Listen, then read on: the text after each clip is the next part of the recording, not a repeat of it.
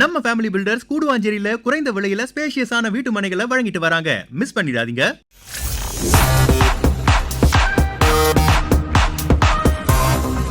Sports Eden நியூஸுக்கு வணக்கம். Sathya present sports Eden's the boundary line show with Muthu. Special partners நம்ம family builders. Bangladesh versus Afghanistan match நடந்து முடிஞ்சிருக்கு. ரொம்ப இன்ட்ரெஸ்டிங்கான மேட்சாக நடந்து முடிஞ்சிருக்கு. இந்த மேட்சை ஜெயிச்சு ஆப்கானிஸ்தான் ஒரு ஹிஸ்ட்ரியே கிரியேட் பண்ணியிருக்கிறாங்க. வேர்ல்டு கப்போட செமிஃபைனல்ஸுக்கு குவாலிஃபை ஆகியிருக்கிறாங்க. இதை தாண்டி என்ன முக்கியம் அப்படின்னா, ஆஸ்திரேலியா மாதிரியான ஒரு டீமை வெளியே போக வச்சு எலிமினேட் ஆக வச்சு செமிஃபைனல்ஸ்க்கு வந்து குவாலிஃபை ஆகியிருக்கிறாங்க. ஆப்கானிஸ்தானோட அந்த வளர்ச்சி அப்படிங்கிறதே வந்து இந்த கிரிக்கெட் உலகமே வந்து வியந்து பார்க்கக்கூடியதாக இருக்குது. ஸோ நாம் இந்த மேட்சை பற்றி, ஆப்கானிஸ்தான் பிளேயர்ஸ் பற்றினு நிறைய விஷயங்களை வந்து முத்துக்கிட்ட பேசி தெரிஞ்சுக்கலாம். வாங்க. வணக்கம் முத்து ப்ரோ. வணக்கம் ஸ்ரீராம். What a game. நம்ம பேசிக்கிட்டே இருந்தோம், இந்த வேர்ல்டு கப் தான் இது வரைக்கும் நடந்த வேர்ல்டு கப்ஸ்லேயே ஒரு பெஸ்ட்டான வேர்ல்டு கப், நல்ல கேம்ஸாக பார்க்குறோன்னு. அது ஒரு உச்சக்கட்டமான கேம் இன்னைக்கு நினைக்கிறேன். 3 டீம்ஸ் எதிர்பார்த்துக்கிட்டு இருந்தாங்க என்ன நடக்க போகுது அப்படின்னு. ஆப்கானிஸ்தான், பங்களாதேஷ், அங்கே ஆஸ்திரேலியா வெளியே போயிட்டாங்க. ஆப்கானிஸ்தான் செமிஃபைனலுக்கு வந்துட்டாங்க. ஒரு ஹிஸ்டரி தான் அவங்க பண்ணியிருக்கிறது. 2008 அந்த 5th டிவிஷன் லெவல்ல ஆடிட்டு இருந்து அதுக்கப்புறம் வேர்ல்டு கப் குவாலிஃபயர்ஸ்லாம் வந்து 2010 வேர்ல்டு கப்ல ஆட ஆரம்பிச்சு ஒரு கிட்டத்தட்ட ஒரு 14 வருஷத்துல அவங்க வந்திருக்கிற ரீச் அப்படிங்கிறது ரொம்ப பெருசு. ரொம்ப நல்ல பிளேயர்ஸ் நிறைய பேரை ப்ரொடியூஸ் பண்ணி ஒரு டீமா ரொம்ப சூப்பரா ஆடி வந்து இப்படி ஒரு சாதனையை வந்து பண்ணியிருக்கிறாங்க. ரொம்ப நல்லா இருந்துச்சு அவங்க ஜெயிக்கிறத பாக்குறப்போ, இல்லையா? எக்ஸாக்ட்லி, அவ்வளவு மகிழ்ச்சியா இருந்துச்சு. அதாவது நினைச்சு பாருங்களேன், ஒரு போர்னால அவ்வளவு பாதிக்கப்பட்ட ஒரு நாடு, இன்னமும் அங்க இருக்கிற மக்களுக்கு வந்து ஏகப்பட்ட பிரச்சனைகள் இருக்கு. அன்றாட வாழ்க்கையே ஒரு பிரச்சனையா இருக்கு. அவங்களுக்கு ஒரே ஒரு லெட் ஆஃப் வந்து கிரிக்கெட் தான். அதுல வந்து அவங்க இந்த மாதிரி ஒரு பிணைக்கல் அச்சீவ் பண்றாங்க அப்படின்றது ஹேட்ஸ் ஆஃப். என்ன மாதிரி ஒரு பெர்ஃபார்மன்ஸ். ஆஸ்திரேலியாவை நாக் அவுட் பண்ணிருக்காங்க. அதாவது நிறைய பேர் ஓகேங்க பங்களாதேஷை தோக்கடிச்சிட்டாங்கன்னு நினைக்கலாம், ஆனா ஆஸ்திரேலியாவுக்கு ஆப்படிச்சு அனுப்பியிருக்காங்க. அதுதான் மிகப்பெரிய ஐசிங் அந்த கேக். மரசெல்லாம் கூட கமான் பங்களாதேஷ் அப்படின்லாம் சொல்லிட்டு போயிருந்தாரு. மீம்லாம் பாத்தீங்களா? என்ன நாங்க எங்களுக்காகவே ஜெயிக்க மாட்டோம், உங்களுக்காக வேற ஜெயிக்கணுமா அப்படின்னு.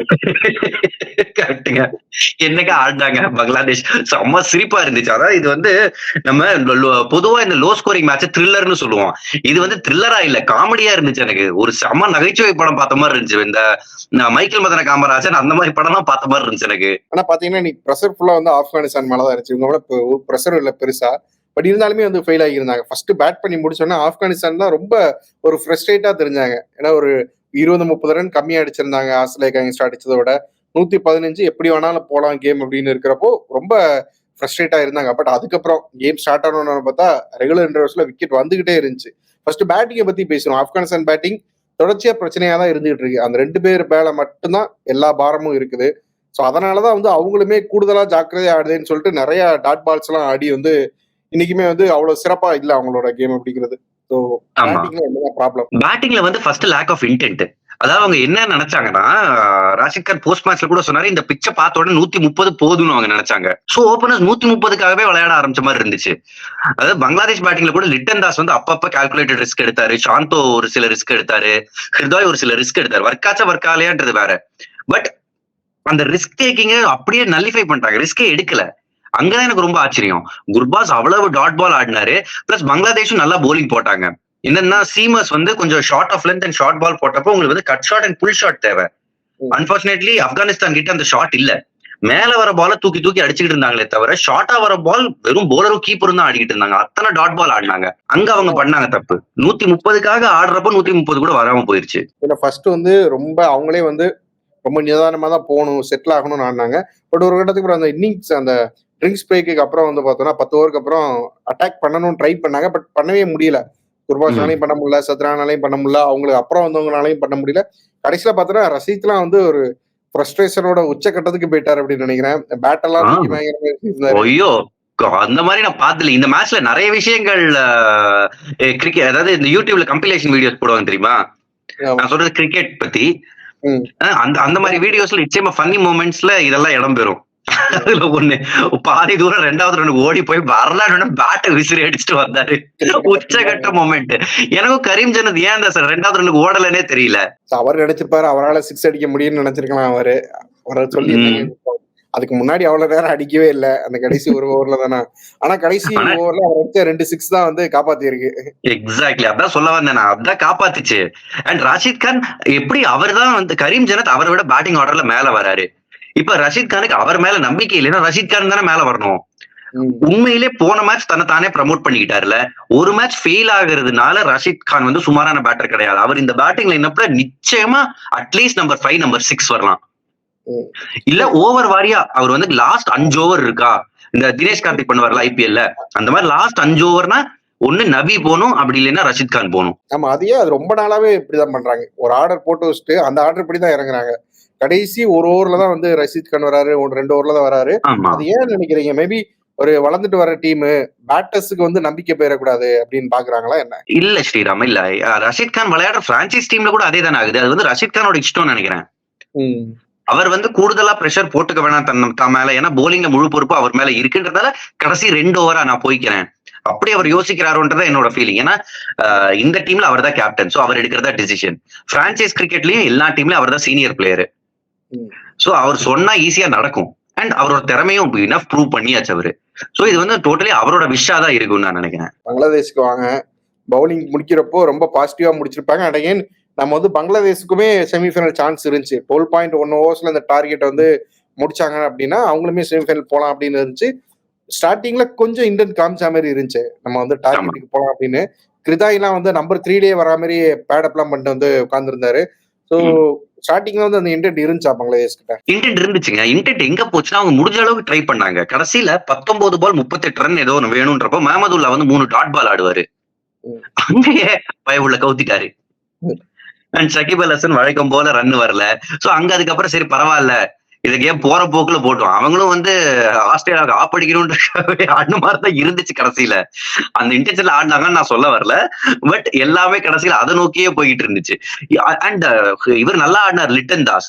பட் அவர் கடைசி ஒரு 5-6 ஓவர் பாலே சிங்கிள் எடுத்து டெய்லண்டருக்கே ஸ்ட்ரைக் கொடுத்துட்டு இருந்தாரு. அந்த அந்த சிச்சுவேஷன்ல வந்து எப்படி ஜட்ஜ் பண்றதுன்னு தெரியல. ஏன்னா இவங்களுக்குமே ஸ்ட்ரைக் ரொட்டேட் ஆகிட்டே இருந்துச்சு. பவுலர்ஸ் வர்றவங்களுமே ஒரு 2 ஓவர் பார்த்தோன்னா சிங்கிள் தட்டிக்கிட்டே இருந்தாங்க. ஒருவேளை அவர் நின்று ரிஸ்க் எடுத்திருந்தா மேபி தோக்கதான். அவன் எதுவுமே கொண்டு போறது இல்ல, ரிஸ்க் எடுத்திருக்கலாமோ?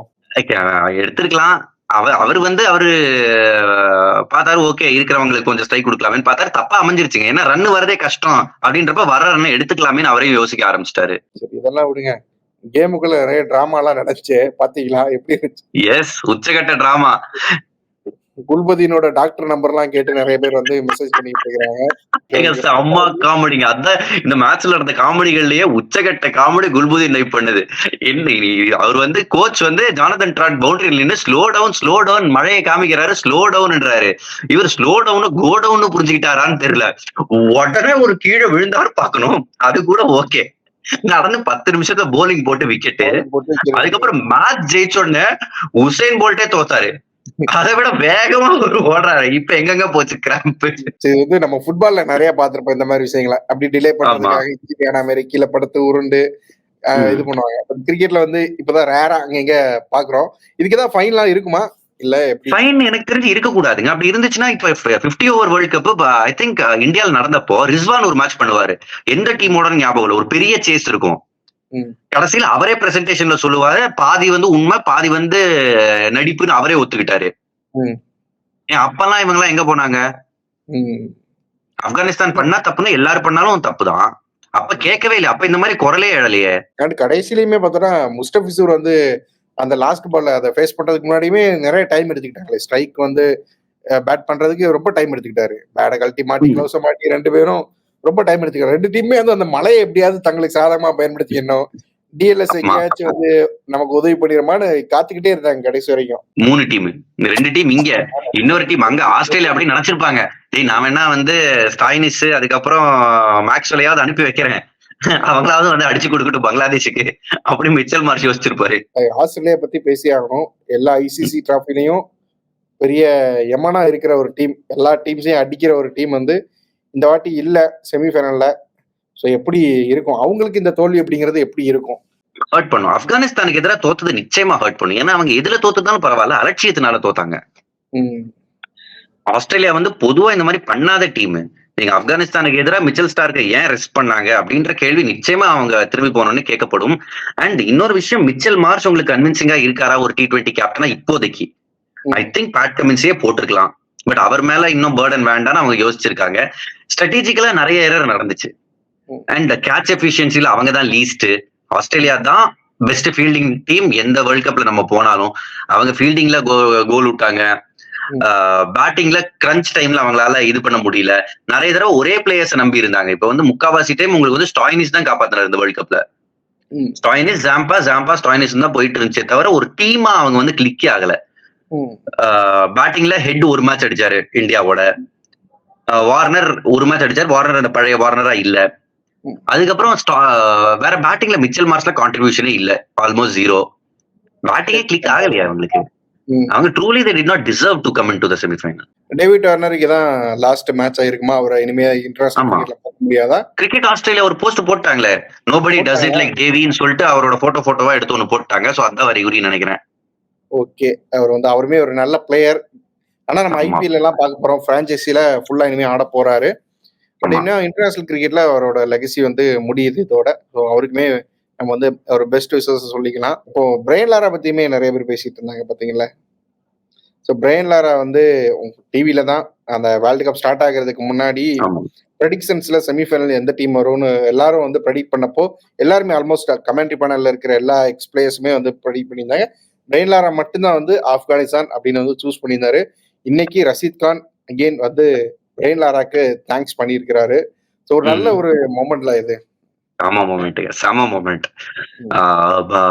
பிரையன் லாரா இந்த ஏன்னா நிறைய பேர் சான்ஸ் கொடுக்கல. உண்மையிலேயே சான்ஸ் கொடுக்கல. ஏன்னா இவங்க இவ்வளவு ஸ்டேஜுக்கு வருவாங்கன்னு யாரும் எதிர்பார்க்கல. பிரையன் லாரா ஒரு கட் ஃபீல்ட்ல போயிருக்காரு. ஃபென்டாஸ்டிக் அசஸ்மெண்ட் அவர் பண்ணது. உண்மையிலேயே இதை பத்தி நான் என்ன சொல்றேன், பிரையன் லாரா கிரிக்கெட் உலகத்தோட லெஜெண்ட். சோ அவர் வந்து தீர்க்கதரிசி இதை வந்து கணிச்சிருக்காருன்றது சூப்பர். இப்ப ஆப்கானிஸ்தான் உள்ள வந்துட்டாங்க. நம்ம வந்து எப்படி அவங்க நல்லா ஆனாங்கன்னு சொன்னாலும் ஒரு அன்எக்ஸ்பெக்டடான விஷயம் தான். என்னன்னா மத்த 3 டீம்ஸ் எப்படி பார்ப்பாங்க ஆப்கானிஸ்தான? மத்த 3 டீமே இல்ல, இப்ப ஒரு டீம் தானே பார்க்க வேண்டியது இருக்கு. சவுத் ஆப்பிரிக்கா மட்டும் தான் பார்க்க வேண்டியது இருக்கு. மத்த 3 டீம் ஆஸ்திரேலியா வந்தா பயந்துருப்பாங்க. இந்த சென்ஸ் லிட்டரலா இந்த பயந்துருவாங்கன்னு சொல்லல, ஆஸ்திரேலியா வந்துட்டாங்களா அப்படின்ற ஒரு ஃபீலிங்காவது இருந்திருக்கும். வேற இப்போ ஆஸ்திரேலியா வெளியே போனது எல்லா டீமுமே நிம்மதி பெரு மூச்சு விடுவாங்க. ஆப்கானிஸ்தான் இப்ப சவுத் ஆப்பிரிக்கா எப்படி அந்த க்ளோஸ் மேட்ச்ல சமாளிக்க போறாங்க? அகைன் ஒரு க்ளோஸ் மேட்ச் தான் முடிவு பண்ணிட்டீங்கல்ல? ஆப்வியஸ்லி ஸ்ரீராம், எவ்வளவு க்ளோஸ்னா பாருங்களேன். எல்லா டீமுக்கும் இந்த வேர்ல்ட் கப்ல அட்லீஸ்ட் ஒரு மேட்சாவது தோக்கிற அலவன்ஸ் இருந்துச்சு. Accept south Africa. இது வரைக்கும் விளையாடின 7 ஜெயிச்சிட்டு இருக்காங்க. இன்னும் 2 ஜெயிக்கணும். ஒரு மேட்ச் சோத்தா கூட அவங்க இந்த டோர்னமெண்ட்டை விட்டு அவுட்ன்ற நிலைமையில தான் ஒவ்வொரு மேட்சும் ஆடி இருக்காங்க. எல்லா மேட்சும் க்ளோஸா போயிருக்கு. அவங்களுக்கு வந்து நேபாள், நெதர்லாந்து, இங்கிலாந்து இந்த மாதிரி பாகுபாடே கிடையாது. எல்லாரும் சரிசமமான ட்ரீட்மெண்ட் தான் கொடுப்பாங்க. ஆப்கானிஸ்தான் என்ன மைண்ட் செட்ல இருப்பாங்க? இன்னும் 2 கேம் தான். இன்னும் அந்த டேல நல்லா பண்ணா கப் அவங்களுக்கு. எக்ஸாக்ட்லி. எல்லா டீமோட கான்ட்ரிபியூஷன்ஸ் எல்லாம் நிறைய இருக்கு. அதாவது இந்த டோர்னமெண்ட்ல ஐ திங்க் மொத்தம் 20 4 ஃபார்ஸ் எடுத்திருக்காங்க. ஒரு இன்னிங்ஸ்ல 4 விக்கெட்ஸ் எடுத்த போலர்ஸ். அதுல 6 வந்து ஆப்கானிஸ்தான் சைட்ல இருந்து வந்திருக்கு. அதுல 4 டிஃபரெண்ட் போலர்ஸ் 4 ஃபார்ஸ் எடுத்திருக்காங்க. So bowling super. சோ ஆப்கானிஸ்தானுக்கு best chance against south Africa. South ஆப்பிரிக்காவை வந்து ஆப்கானிஸ்தான் வந்து பேட்டிங் பண்ணி அந்த நியூசிலாந்து டெம்ப்ளேட் 150, 155, 160 வந்துருச்சுன்னா அதுக்கப்புறம் போலிங்ல சவுத் ஆப்பிரிக்காவுக்கு பெரிய சேலஞ்சா இருக்கும். ஒரு க்ளோஸ் மேட்ச் தான். நம்ம கடைசி பால் வரைக்கும் உட்காந்து பார்க்க வேண்டியதான். அந்த மாதிரி ஒரு மேட்சா தான் இருக்கும். ஸோ முடிஞ்சிருச்சு. செமிஃபைனலுக்கு எந்த டீம்ஸ்னு தெரிஞ்சாச்சு. செமிஃபைனலுக்கு எல்லாம் தயாராகியாச்சு. இன்னும் வேற போடுறாங்களே, இந்தியாவோட கேமுக்கு ரிசர்வ் டே கிடையாது அப்படிங்கிறாங்க. பட் அதுல கொஞ்சம் கிளாரிபிகேஷன் இருக்கும்னு நினைக்கிறேன், இல்லையா? தெரியல ஸ்ரீராம், எனக்கு அதை பத்தி அவ்வளவா இப்போதைக்கு நாலேஜ் இல்லை. வேணா நான் படிச்சுதான் சொல்ல முடியும். ஓகே, நம்ம செமிஃபைனல் பத்தி பேசுறப்போ அதை பத்தி பேசலாம். இப்ப நேரத்துல ஆப்கானிஸ்தானோட ரசிகர்கள், ஆப்கானிஸ்தான் டீம் எல்லாருக்கும் பாராட்டுகள். அதாவது அவங்க ஜெயிக்கிறது நம்மளே ஜெயிச்ச மாதிரி ஒரு ஃபீலிங் தராங்க. அப்படி ஒரு ஸ்டோரி. இதோட நிக்க வேண்டாம், இன்னும் நல்லா ஃபைனல் வரைக்கும் வரட்டும்னு விஷயம் சொல்லிக்கலாம். நம்ம அவங்களோட மக்கள் எல்லாருமே வந்து ரஷீத் கான் சொல்ற மாதிரி தெருக்கல்ல இறங்கி பயங்கரமா கொண்டாடிட்டு இருக்காங்க. அவங்க ஆப்கானிஸ்தான் மக்களை தாண்டி எல்லாருக்குமே கிரிக்கெட் பாக்குற எல்லா கண்ட்ரிக்குமே வந்து ஒரு ஹாப்பி தான் இது. இதுல எனக்கு இந்த நைப்லாம் ஆக்சுவலி இவங்க பயங்கர டவுன் டு அர்த் பீப்புளுங்க. இந்த இந்தியா அந்த ஆப்கானிஸ்தான் பாகிஸ்தான் மேட்ச் வந்து சென்னையில நடந்துச்சு 50 ஓவர் வேர்ல்ட் கப் நடக்கிறப்போ. அப்ப வந்து நான் கிரவுண்ட்ல இருந்தேன். நான் வந்து ஆப்கானிஸ்தான் அப்ப சப்போர்ட் ஸ்டாஃபா இருந்த அஜய் ஜடேஜா அவர்கிட்ட நான் கொஞ்ச நேரம் பேசிக்கிட்டு இருந்தேன். அவர்கிட்ட நானும் சடகோபன் ரமேஷ்லாம் கொஞ்சம் பேசிட்டு எனக்கு வந்து இந்த வேற ஒரு கிரவுண்டோட கமெண்ட்ரி பாக்ஸ் சைடு வரும்போது நைப் வந்து அப்ப ரிசர்வ்ஸ்ல இருந்தாருன்னு நினைக்கிறேன். அவர் வந்து மேட்சஸ் விளையாடல. நைப் அங்க நின்றுட்டு இருந்தாரு. நைப பார்த்தோட நான் அவரோட சிக்னேச்சர் செலிப்ரேஷன் இப்படி பண்ணோடனே அவருக்கு ரொம்ப பிடிச்சி போச்சு. உடனே வந்து ஒரு 5 நிமிஷம் பேசிக்கிட்டு இருந்தோம். பேசிட்டு இருக்கப்ப அவர் வந்து சொன்னாரு, அப்ப வந்து அதுக்கு முந்தின மேட்ச் ஐ திங்க் பாகிஸ்தான் இந்தியாவோட அகமதாபாத்ல விளையாடினப்போ பாகிஸ்தானோட அந்த ஆந்தம் பிளே பண்ணல. ஐ மீன் பாகிஸ்தான் ஆந்தம்ல அந்த சாங் தில் தில் பாகிஸ்தான் ஒரு சாங் வேற சென்னையில அந்த பாட்டு பிளே பண்ணாங்க. சோ அத பத்தி அவர் என்ன உங்க ஊர்ல இதெல்லாம் பிளே பண்ணிடுறீங்க, அப்புறம் அது அவங்களுக்கு தான் மோட்டிவேஷனா இருக்கும், நாங்க எப்படி ஜெயிக்கிறது அப்படின்னாரு. நான் சொன்னேன், கவலையே படாதீங்க, உங்க டேலண்ட்டுக்கு நீங்க பாகிஸ்தானை தோக்கடிக்கலாம், நீங்க வந்து நம்புங்க. How do we do it brother அப்படின்னாரு. You guys are champion, Rashid Khan will do it, Nabi will do it அப்படின்னு சும்மா ஜாலியா சகஜமா தோல்ல கை போட்டு பல வருஷம் பழக்கம் மாதிரி பேசினாரு.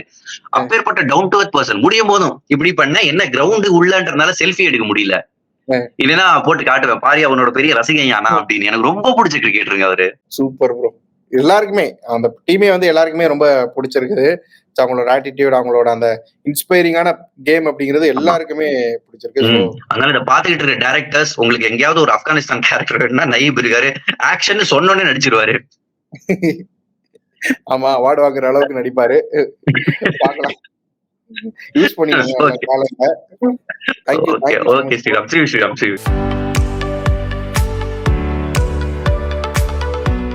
நம்ம நம்பிக்கைக்குரிய நம்ம ஃபேமிலி பில்டர்ஸ் கூடுவாஞ்சேரி பண்டூர் ஏரியாவுல நீங்க எதிர்பார்க்காத விலையில ஸ்பேஷியஸான வீட்டு மனைகளை வழங்கிட்டு வராங்க. மிஸ் பண்ணிடாதீங்க.